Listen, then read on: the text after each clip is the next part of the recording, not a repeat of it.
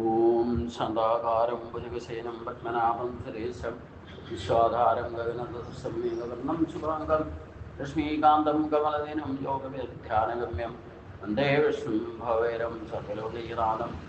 നമോ ഭഗവതേ വാസുദേവായ, നമോ ഭഗവതേ വാസുദേവായ. ഓം ശ്രീകൃഷ്ണായ പരിബ്രഹ്മണേ നമ. എല്ലാ സജ്ജനങ്ങൾക്കും ഗുരുവായൂരപ്പൻ്റെ നാമത്തിൽ സാഷ്ടാംഗ പ്രണാമം. കൃഷ്ണ ചരിതാമൃതത്തിലെ ശ്രീമദ് ഭാഗവത ഭഗവത്ഗീതയാണ് നമ്മൾ ചർച്ച ചെയ്തുകൊണ്ടിരിക്കുന്നത്. ഇതിൽ 23-ാം അധ്യായത്തിൽ ഭഗവാൻ തുടർന്നും പറഞ്ഞു, സമ്പത്തെല്ലാം നഷ്ടമായി തീർന്ന ആ ഭിക്ഷു ഇങ്ങനെ സംസാര വിദഗ്ധനായിട്ട് പണ്ടേ പോലെ ഉത്സാഹഭരിതരായിട്ട് തീർന്നു. ഭൂമണ്ഡലം എങ്ങും സന്തുഷ്ടനായി ചുറ്റി നടന്നു. ആരൊക്കെ തന്നെ ഉപദ്രവിച്ചാലും എന്തൊക്കെ ചെയ്താലും സ്വധർമ്മത്തിൽ നിന്ന് വ്യതിചലിച്ചതേയില്ല. അദ്ദേഹം വീണ്ടും ഇങ്ങനെ ഗാനം ചെയ്തു. സുഖവും ദുഃഖവും ഉണ്ടാക്കുന്നത് മറ്റാരുമല്ല, പുരുഷന്റെ മാനസിക വിഭ്രമം മാത്രമാണ്. ഉദാസീനൻ, ശത്രു എന്നീ ഭേദരൂപമായിരിക്കുന്ന സംസാരം അജ്ഞാന രൂപമായിരിക്കുന്ന ഇരുട്ടിന്റെ ഫലം മാത്രമാണ്. സംസാര ദുഃഖം എന്ന് പറയുന്നത് നമ്മുടേതായിട്ടുള്ള വിഷയം തന്നെയാണ്. അജവും അമരവും നിർവികാരവും ആനന്ദരവുമായിരിക്കുന്ന അഖണ്ഡ ബോധബ്രഹ്മത്തിൽ മനസ്സ് ഉണ്ടാക്കി തീർക്കുന്ന ഒരു വിഭ്രാന്തിയാണ് സംസാരം എന്ന് പറയുന്നത്. ഭേദചിന്ത, രാഗദ്വേഷവുമാണ് ഈ വിഭ്രാന്തിയുടെ അനുഭവ രൂപം. മനസ്സും അതുണ്ടാക്കുന്ന വിഭ്രാന്തിയും യാതൊരു യുക്തിയും പറയാനില്ലാത്ത മായാരൂപമായതുകൊണ്ട് ആണ് അതിനെ അജ്ഞാന രൂപമായിരിക്കുന്ന ഇരുട്ടെന്ന പറഞ്ഞിരിക്കുന്നത്. സർവം ബ്രഹ്മമയമെന്ന് സമദർശന രൂപമായിരിക്കുന്ന വെളിച്ചം ഒന്നുകൊണ്ട് മാത്രമേ ഈ ഇരുട്ട് മാറിക്കിട്ടുകയുള്ളൂ. ആ വെളിച്ചം കയറി താൻ ഈ ഇരുട്ടിനെ അകറ്റുമെന്നാണ് ഭിക്ഷു ദൃഢനിശ്ചയം ചെയ്തത്, അഥവാ പ്രഖ്യാപിച്ചത്. ഇതാണ് ഭിക്ഷുവിൻ്റെ സ്വധർമ്മം. ഭഗവാൻ തുടർന്ന് പറഞ്ഞു, ഉദ്ധവരെ, അതുകൊണ്ട് എല്ലാം ബ്രഹ്മസ്വരൂപമായിട്ട് കണ്ട് ഭേദചിന്തയും രാഗദ്വേഷവും വെടിഞ്ഞ് മനസ്സിനെ ദിവ്യ പദത്തിലേക്ക് ഉയർത്തുക. ഇതാണ് യോഗം എന്ന് പറയുന്നത്. ബ്രഹ്മജ്ഞാനത്തെ മുൻനിർത്തി ഭിക്ഷു ഗാനം ചെയ്ത ഈ ഗാഥയിൽ ശ്രദ്ധാലുവായി തീരുന്ന പുരുഷൻ പിന്നെ ദ്വന്ദ്വഭാവത്തിൽ പെട്ടുഴലാൻ ഇടവരുന്നതേയില്ല എന്ന് പറഞ്ഞുകൊണ്ടാണ് 23-ാമത്തെ അധ്യായം ഭിക്ഷുഗീത എന്ന അധ്യായം സമർപ്പിക്കപ്പെടുന്നത്. അടുത്തത് സാഖ്യ നിരൂപണമാണ്. 24-ാമത്തെ അധ്യായം പണ്ടേ തീരുമാനിക്കപ്പെട്ടിട്ടുള്ള തത്വക്രമ വിവരണമാണ് സാഖ്യം എന്ന് പറയുന്നത്. ഇതേ കാര്യം തന്നെ ഗീതയിലും സാഖ്യയോഗം എന്ന് പറയുന്ന 2-ാമത്തെ അധ്യായത്തിൽ പറയുന്നുണ്ട്. ഒരേ ബ്രഹ്മവസ്തു ക്രമമായിട്ട് എങ്ങനെ പ്രപഞ്ചരൂപം കൈക്കൊള്ളുന്നു എന്നതിൻ്റെ വിവരണമാണ് സാഖ്യ നിരൂപണം എന്ന് പറയുന്നത്. ഇത് വേണ്ട പോലെ അറിഞ്ഞാൽ വികല്പങ്ങളെല്ലാം തീർന്നു കിട്ടും. വികല്പം എന്ന് പറയുന്നത് രണ്ടായിട്ട് കാണുന്ന അവസ്ഥ. ഞാനും നീയും എൻ്റെ നിൻ്റെ ഈശ്വരനെയും രണ്ടായിട്ട് കാണാം. തന്നിലല്ല, ഈശ്വരൻ വേറെ ഇരിക്കുന്നു, അമ്പലങ്ങളിൽ മാത്രമായിരിക്കുക, വിഗ്രഹങ്ങളിൽ മാത്രമേ ഉള്ളൂ എന്നൊക്കെ വിചാരിക്കുന്നത് ഇതൊക്കെ വികല്പമാണ്. അപ്പോൾ ഈ വികല്പം മാറ്റുക എന്നുള്ളതാണ് ഭക്തിയുടെ ഏറ്റവും പരമമായ ലക്ഷ്യം. ആരംഭത്തിൽ തികച്ചും സങ്കല്പരഹിതവും ഏകവുമായിരിക്കുന്ന ബോധം മാത്രമേ ഉണ്ടായിരുന്നുള്ളൂ. വാക്കിനും മനസ്സിനും എത്തിച്ചേരാൻ കഴിയാത്തതും കേവലവുമായിരിക്കുന്ന ആ ബോധം മായ കൊണ്ട് രണ്ടായി ഭവിച്ചതുപോലെ തോന്നി. അതിലൊരു ഭാഗം ജഡരൂപമായിരിക്കുന്ന പ്രകൃതി എന്നും മറ്റേ ഭാഗം ബോധരൂപനായിരിക്കുന്ന പുരുഷനെന്നും അറിയപ്പെട്ടു. ബോധരൂപനായിരിക്കുന്ന പുരുഷന്റെ സാന്നിധ്യത്തിൽ തന്നെ പ്രകൃതിയിൽ തമസ്, രജസ്, സത്വം എന്നീ 3 ഗുണങ്ങൾ വേർതിരിച്ചറിഞ്ഞു. അവ ഒരുമിച്ച് ചേർന്ന് പ്രാണരൂപിയായിരിക്കുന്ന മഹാനാത്മ അഥവാ സൂത്രാത്മാവ് പ്രകടമായി പ്രാണനിൽ നിന്നും മോഹമയനായിരിക്കുന്ന അഹങ്കാര രൂപം കൊണ്ട് അഹങ്കാരം കൈവരിക്കാൻ തൈജസൻ, താമസൻ എന്നീ 3ആയിട്ട് തിരിഞ്ഞു. വൈകാരികൻ, തൈജസൻ, താമസൻ എന്നീ 3ആയിട്ട് തിരിഞ്ഞു. താമസനിൽ നിന്നും ശബ്ദം, സ്പർശ, രൂപഗന്ധങ്ങൾ എന്ന തന്മാത്രകളും, തൈജസ്സിനിൽ നിന്ന് ഇന്ദ്രിയങ്ങളും, വൈകാരികനിൽ നിന്നും മനസ്സും രൂപം കൊണ്ടു. ഇവയുടെ ബോധവും ജഡവും ഒരുമിച്ച് ചേർന്ന രൂപങ്ങളാണ് തന്മാത്രകളിൽ നിന്നും യഥാക്രമം ആകാശം, വായു, തേജസ്, ജലം, ഭൂമി എന്നീ പഞ്ചഭൂതങ്ങൾ ഉണ്ടായി. തൈജസ്സിൽ 5 ജ്ഞാനേന്ദ്രിയങ്ങളും 5 കർമ്മേന്ദ്രിയങ്ങളും ഉണ്ടായി. വൈകാരികനിൽ നിന്ന് ദിക്ക്, വായു, സൂര്യൻ, വരുണൻ, അശ്വിനികൾ, അഗ്നി, ഇന്ദ്രൻ, ഉപേന്ദ്രൻ, മിത്രൻ, ചന്ദ്രൻ, മനസ്സ് എന്നീ 11 ദേവതകൾ അവർ ആവിർഭവിച്ചു. ബോധത്തിൻ്റെ സാന്നിധ്യത്തിൽ പ്രചോദിതങ്ങളായിരിക്കുന്ന ഇവ ഒരുമിച്ച് ചേർന്ന് അണ്ഡത്തിൻ്റെ രൂപം കൈക്കൊണ്ടു. ബോധമയമായിരിക്കുന്ന ഈ അഖണ്ഡം വിഷ്ണുവായി മാറി. വിഷ്ണുവിൻ്റെ പൊക്കിളിൽ നിന്നും വിശ്വരൂപനായിരിക്കുന്ന ബ്രഹ്മാവ് പ്രകടമായി. ബ്രഹ്മാവ് തപസ്സുകൊണ്ട് ദേവന്മാർക്കും മനുഷ്യർക്കും അസുരന്മാർക്കും ഒക്കെ ആസ്ഥാനങ്ങളായിരിക്കുന്ന സ്വർഗാദി ലോകങ്ങൾക്ക് രൂപം നൽകി. എല്ലാം ബോധവസ്തുവിലെ ഇന്ദ്രജാലം. ബോധം കാലരൂപനായിട്ട് ബ്രഹ്മമായി ഭവിച്ചു.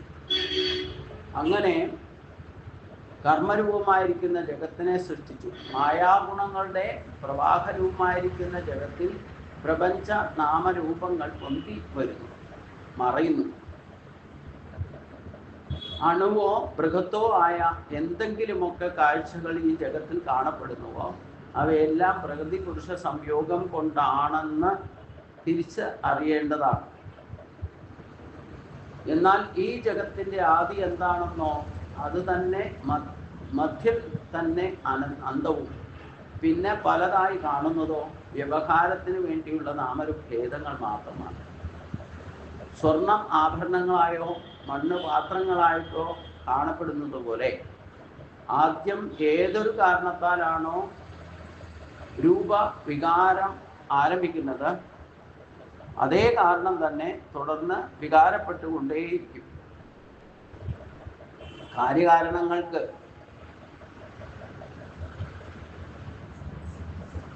കാര്യകാര്യങ്ങൾ ഒരിടത്തും പുതിയ വസ്തുവിനെ ഉണ്ടാക്കുന്നില്ല. ആദിയിൽ എന്തുണ്ടായിരുന്നോ അത് തന്നെയാണ് അവസാനം. അതാണ് സത്യം. ഈ ജഗത്തിൻ്റെ ഉപദാനം പ്രകൃതി, അതിനാശ്രയം പുരുഷൻ, സത്തിലുണ്ടെന്നുള്ള തോന്നൽ, ഇതൊക്കെ പ്രതിഭാസം കാലത്തിൽ ഉണ്ടാക്കപ്പെടുന്നതാണ്. ഇവ 3 അഖണ്ഡ ബോധരൂപമായിരിക്കുന്ന ബ്രഹ്മം തന്നെയാണ്.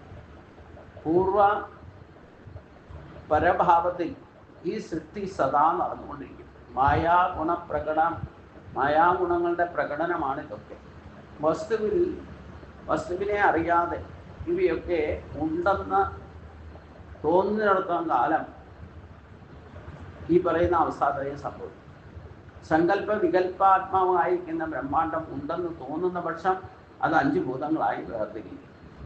തുടർന്ന് സ്ഥൂല ജഡരൂപങ്ങൾ ബീജരൂപം പൂണ്ട് ഭൂമിയിലേക്കും, ഗന്ധം ജലത്തിലേക്കും, ജലം അതിൻ്റെ തന്മാത്രയായ രസത്തിലേക്കും, രസം തേജസ്സിലേക്കും, തേജസ് അതിൻ്റെ തന്മാത്രയായിരിക്കുന്ന രൂപത്തിലേക്കും, രൂപം വായുവിൽ ലയിക്കും, വായു അതിൻ്റെ തന്മാത്രയായിരിക്കുന്ന സ്പർശത്തിലേക്കും, സ്പർശം ആകാശത്തിലേക്കും,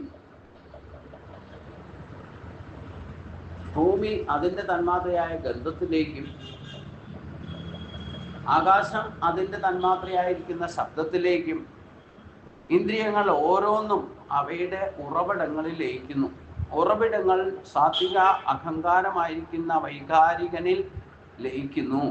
ഇന്ദ്രിയങ്ങളുടെ ഉറവിടങ്ങളായിരിക്കുന്ന ദേവതാമാരുൾപ്പെടെ വൈഖരികൻ അഥവാ മനസ്സിൽ, ഇന്ദ്രിയങ്ങളും ദേവതാമാരുൾപ്പെടുന്ന മനസ്സും മഹാൻ ആത്മാവായിട്ട് അഥവാ പ്രാണനിൽ ലയിക്കും. പ്രാണൻ മായാഗുണങ്ങളോടുകൂടി പ്രകൃതിയിൽ അഥവാ അവ്യക്തത്തിലേക്കും, പ്രകൃതി കാലത്തിലേക്കും, കാലം മായാമയനായിരിക്കുന്ന ജീവനിലേക്കും. ജീവൻ അജനും അമരനും ബോധരൂപനുമായിരിക്കുന്ന ആത്മാവിലേക്ക്, ആത്മാവാകട്ടെ വികല്പം ഒന്നും കൂടാതെ സ്വരൂപത്തിൽ തന്നെ ലയിക്കുന്നതാണ്. ഇപ്രകാരം വിചാരം ചെയ്ത് വസ്തുവിനെ തിരിച്ച് അറിയുന്നയാൾക്ക് വസ്തുവിൽ മനസ്സ് ഉണ്ടാക്കി തീർക്കുന്ന നാനാത്വ ഭ്രമം ഉള്ളിൽ എങ്ങനെ തുടർന്നു നിൽക്കും? സൂര്യൻ ഉദിച്ചാൽ പിന്നെ ആകാശത്തിൽ ഇരുട്ട് ബാക്കി നിൽക്കുമോ? സൂര്യൻ ഉദിച്ചു കഴിഞ്ഞാൽ പിന്നെ ആകാശത്തിൽ ഇരുട്ട് തങ്ങി നിൽക്കുകയില്ല. അതേപോലെ വിചാരം ചെയ്ത് വസ്തുബോധം ഉറപ്പ് വരുത്തുന്നു. ജ്ഞാനിയുടെ ഉള്ളിൽ നാനാത്വ ഭ്രമം പിന്നെ തങ്ങി നിൽക്കുകയില്ല. ഒരു ബോധവസ്തുവിൽ പൊന്തിമറിയുന്ന നാമരൂപങ്ങളാണ് വലുതായിരിക്കുന്ന പല പ്രപഞ്ച ദൃശ്യങ്ങളും ഇക്കാര്യം ഉറപ്പുവരുത്തുന്ന പോലെ എല്ലാ പ്രപഞ്ച ദൃശ്യങ്ങളും ബ്രഹ്മൈക മഹാബുദ്ധി ഉറപ്പുവരുത്തും. അതോടെ മനസ്സിൻ്റെ വൈകൽപ്പിക ഭ്രമങ്ങൾ എല്ലാം ശമിക്കപ്പെടും. താനും ജഗത്തും ആനന്ദരൂപമായിരിക്കുന്ന ബ്രഹ്മമാണെന്ന് അറിയാനുണ്ടാകും. ബ്രഹ്മത്തിൽ ഉണ്ടെന്ന് തോന്നിപ്പിക്കുന്ന പ്രകൃതി മുതൽ സ്ഥൂല ജഡം വരെ എല്ലാം ഒരേ ബ്രഹ്മം തന്നെയാണെന്ന് മനസ്സിലാക്കും. കൃഷ്ണൻ തുടർന്നും ഉദ്ധവരോട് പറഞ്ഞു, ഈ മഹത്തായ ജ്ഞാനം ഞാൻ നിങ്ങൾക്ക് ഉപദേശിച്ച് തന്നിരിക്കുന്നു. തിരിച്ചും മറിച്ചും ഇത് വിചാരം ചെയ്തുകൊള്ളൂ. എന്നിട്ട് എന്താണ് ചെയ്യേണ്ടതെന്ന് ഉറപ്പിച്ചുകൊണ്ട് സുഖമായിട്ട് കഴിഞ്ഞുകൂടാൻ ശ്രമിക്കുക. ഇത് തന്നെയാണ് ഗീതയിലും ഭഗവാൻ പറഞ്ഞത്.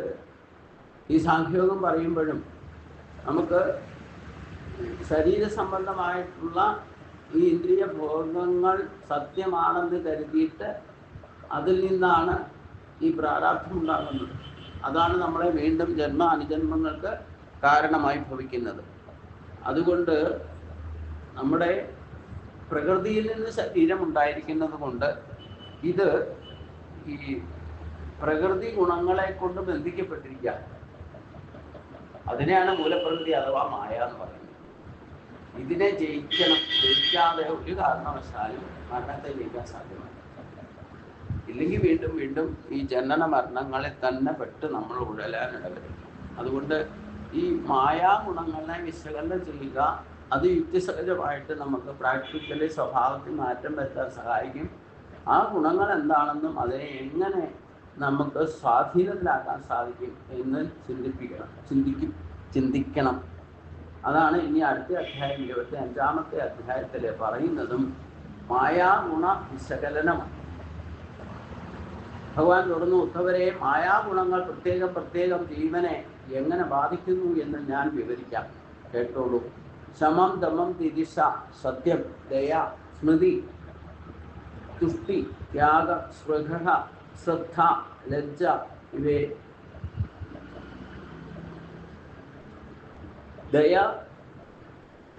തുടങ്ങിയ ദൈവിക സമ്പത്തുക്കൾ ആത്മസുഖം പ്രദാനം ചെയ്യുന്നവയാണ്. കാമം, സംഘം, മതം, തൃഷ്ണ, അഹങ്കാരം, അഭിലാഷം, ബുദ്ധി, വിഷയ സുഖലോലുപത, അതിരുകവിഞ്ഞ ഉത്സാഹം, കീർത്തി, പ്രീതി, ഹാസ്യം, ബലപ്രയോഗം, ക്രോധം, ലോഭം, കള്ളം, ഹിംസ, വീര്യം, യാചന, ദുരഭിമാനം, ക്ഷീണം, കലി, ശോകം, മോഹം, വിഷാദം, ആർത്തി, ഉറക്കം, ആശ, ഭയം, ആലസ്യം എന്നീ ആസുരീ സംബന്ധികൾ എല്ലാത്തിനും കാരണമായിത്തീരും.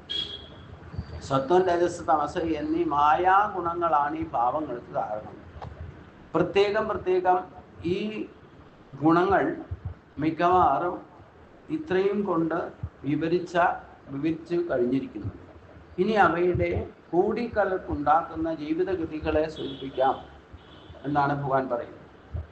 ഞാൻ എന്ന അഹംബോധവും എൻ്റേതെന്ന മമതയുമാണ് ഈ ഗുണങ്ങളുടെ മിശ്രീകരണത്തിന് കാരണമായി ഭവിക്കുന്നത്. മനസ്സും ഇന്ദ്രിയങ്ങളും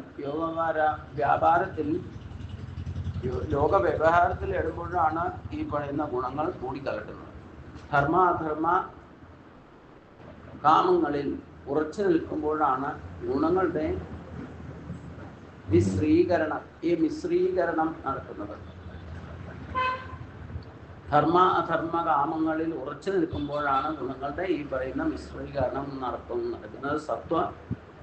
ധർമ്മം സത്യഗുണകാര്യമാണ്, കാമം രജോ ഗുണകാര്യമാണ്, അർത്ഥം തമോ ഗുണകാര്യമാണ്. ഇവ യഥാക്രമം ശ്രദ്ധ, രതി, ധനം, എന്നിവയെ ഉളവാക്കുന്നു. ഇവ കൂടിക്കലരുന്നതാണല്ലോ ലോകവ്യാപാരം,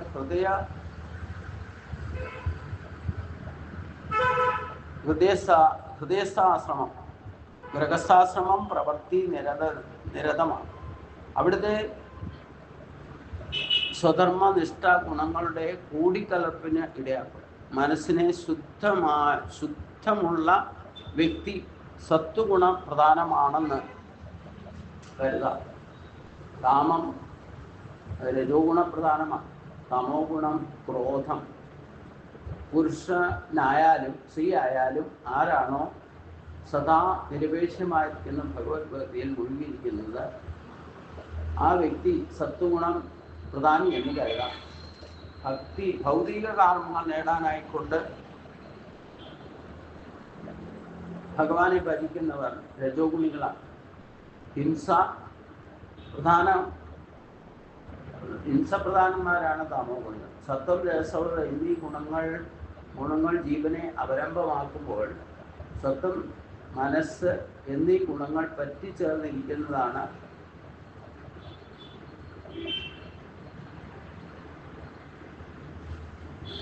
ബന്ധം എന്ന് പറയുന്നത്. സത്വഗുണം രജസ്തമോ ഗുണങ്ങളെ കീഴടക്കി പ്രാധാന്യം നേടിയാൽ ആ ഗുണം തമോ ഗുണങ്ങളെ കീഴടക്കി പ്രാധാന്യം നേടിയാൽ, സത്വഗുണം പ്രാധാന്യം നേടിയാൽ പ്രകാശവും മംഗളവും ആത്മബുദ്ധിയും ഉളവാക്കും. സുഖം, ധർമ്മവും ജ്ഞാനവും വർദ്ധിപ്പിക്കുക. രജോ ഗുണം സത്വഗുണത്തെയും മനസ്സിനെയും കീഴടക്കുകയാണെങ്കിൽ സംഘവും ഭേദബുദ്ധിയും ബലമുള്ളവർക്കും സുഖവും ധർമ്മവും യശസ്സും വളർച്ചയും. ഇനി തമസ് സത്വതമോ ഗുണങ്ങളെ എങ്ങനെ ബാധിക്കും എന്ന് നോക്കാം. ഈ ഗുണങ്ങളെ സത്വരജ തമോ ഗുണങ്ങളെ പോലും തമോ ഗുണം കീഴ്പ്പെടുത്തിയാൽ യശസ്സും കീർത്തിയും. ഇനിയും തമസ് സത്വരജ തമോ ഗുണങ്ങളെ കീഴടക്കി പ്രവർത്തിക്കാൻ തുടങ്ങിയാൽ മനസ്സ് അതിൽ ലയിച്ച് മൂഢതയും ജഡത്വവും വർദ്ധിക്കും. ശോകം, മോഹം, ഉറക്കം, ഹിംസ എന്നിവയെ ഉളവാക്കുന്ന ഭയമില്ലാതിരിക്കുക. പ്രസന്നമായിട്ട് ഇന്ദ്രിയങ്ങൾ നിർവൃതി അടയുക. ദേഹ ഭയമില്ലാതെയായി അതേ സത്യ അനുഭവസ്ഥാനം നേടുക. കർമ്മത്തിൽ വികാരപ്പെട്ട അശാന്തിയും ആദിയും മനസ്സിനെ പിടികൂടുന്നത് രജോ ഗുണ ലക്ഷണമാണ്. മനുഷ്യൻ പൊതുവെ ഈ രജോ ഗുണികളായതുകൊണ്ട് ഈ പറയുന്ന അനുഭവങ്ങളായിരിക്കും, രജോ ഗുണികൾക്കുണ്ടാകുന്ന അനുഭവങ്ങളായിരിക്കും നമ്മളൊക്കെ അനുഭവിച്ചുകൊണ്ടിരിക്കുന്നത്. അതുകൊണ്ട് കർമ്മത്തിൽ വികാരപ്പെട്ട അശാന്തിയും ആദിയും മനസ്സിനെ പിടികൂടുന്ന രജോ ഗുണ ലക്ഷണമാണ്. ഈ ലക്ഷണം മനുഷ്യന് കാണാം. രജസിന്റെ ആധിക്യത്തിൽ ദേഹം രോഗബാധിതയും മറ്റ് ഭ്രാന്തവുമായിട്ട് അറിയാനിടവരും. തമസ് ശക്തി പ്രാപിക്കുന്നതോടെ വേദനിക്കുന്ന മനസ്സ് ലയിക്കാനിടയാകും.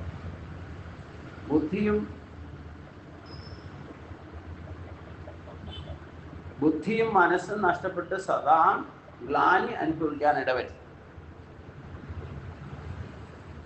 രജസ് സ്വപ്നവും തമസും ഉറക്കമാണ്. ഈ മൂന്നിന് മുമ്പരി നിൽക്കുന്നതാണ് തുര്യം എന്ന് പറയുന്നത്. അതായത് ശുദ്ധാത്മാവ് ഗുണാതീത ഭാവത്തിലാണ് വർത്തിക്കുന്നത് എന്നർത്ഥം. അതുകൊണ്ട് ഭഗവാൻ പറയുന്നത്, നമ്മളോടും സജ്ജനങ്ങളോട് പറയുന്നത്, നിങ്ങൾ ഗുണാതീതനാകാൻ ശ്രമിച്ചുകൊണ്ടേയിരിക്കുക. അതിനു വേണ്ടിയിട്ട് ബാക്കിയുള്ളതൊക്കെ ത്യജിക്കുക. സത്വഗുണം ജീവനെ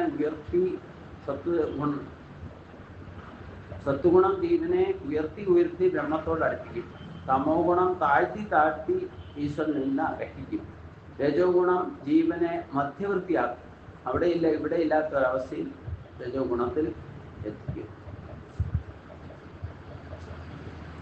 സത്വഗുണം വർദ്ധിക്കുമ്പോൾ ദേഹം വെടിയുന്നവർ സ്വർഗത്തിലെത്തുന്നു. രജോ ഗുണത്തോടെ ദേഹം വെടിയുന്നവർ മനുഷ്യലോകത്തിൽ പ്രാപിക്കും. തമോ ഗുണത്തോടുകൂടി ദേഹം വെടിയുകയാണെങ്കിൽ ബ്രഹ്മപ്രാപ്തി സാധ്യമാണ്. ഫലേച്ഛ കൂടാതെ ഈശ്വരാർപ്പണമായിട്ട് ചെയ്യുന്ന കർമ്മങ്ങളാണ് യഥാർത്ഥത്തിൽ സാത്വികം എന്ന് പറയുന്നത്. ഫലേച്ഛയോടെ ചെയ്യുന്ന കർമ്മങ്ങൾ രാജസമാണ്. ഹിംസാപൂർവം അനുഷ്ഠിക്കുന്നത് താമസം. കേവല ജ്ഞാനം സാത്വിക ജ്ഞാനം.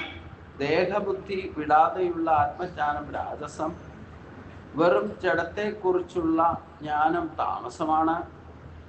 നിർഗുണ പരമജ്ഞാനം ബ്രഹ്മജ്ഞാനം സാത്വികൻ. എവിടെ താമസിച്ചാലും വനവാസിയാണ്. രാജസൻ ഗ്രാമവാസിയാണ്. തസ്മാൻ താമസ് അനുഷ്ഠിക്കുന്നത് ഇല്ലെങ്കിൽ താമസിക്കുന്നത് ചൂതുകളി സ്ഥലത്താണ്. നിർഗുണ ബ്രഹ്മജ്ഞാനി ബ്രഹ്മത്തിൽ താമസിക്കുന്നു. നിസ്സംഗനായ ഭർത്താവാണ് സ്വാധീനൻ എന്ന് പറയുന്നത്. രാഗസാധന ആണ് രാജസ്. ഇതിന് ദേഹബദ്ധനായിരിക്കുന്ന കർത്താവാണ് താമസം. നിർഗുണജ്ഞാനി ബ്രഹ്മത്തെ മാത്രം ആശ്രയിച്ച് പകരം ചെയ്യുന്നവരാണ്.